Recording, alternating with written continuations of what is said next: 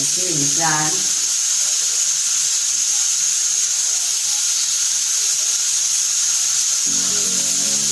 Claro.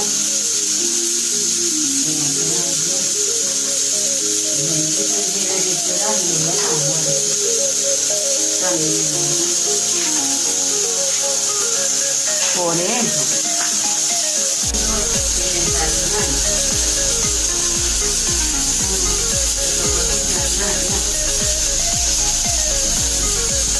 Pero que muy buen cumpleaños te decía.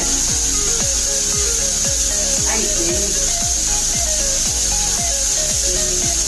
Ella iba a ganar la leña, ella no lo mira su ella ya le iba para Madrid con de oro.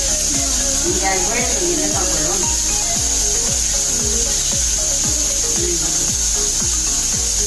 Se quedaron de vuelta en Madrid hasta jueves, y después de eso para acá. Sí, ya por la tardecita. Ya, no le ha visto. Ya porque me dio visto, no podemos pasar ahí.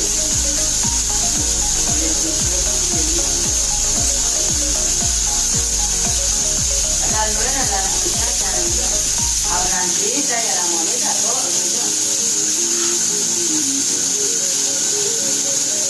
Es no venir.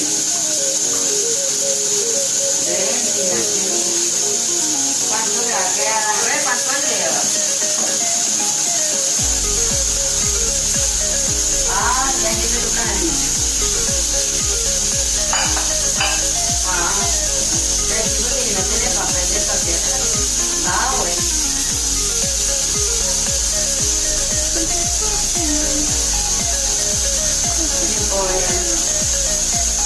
Claro, no. Se fue a descansar y a pasear.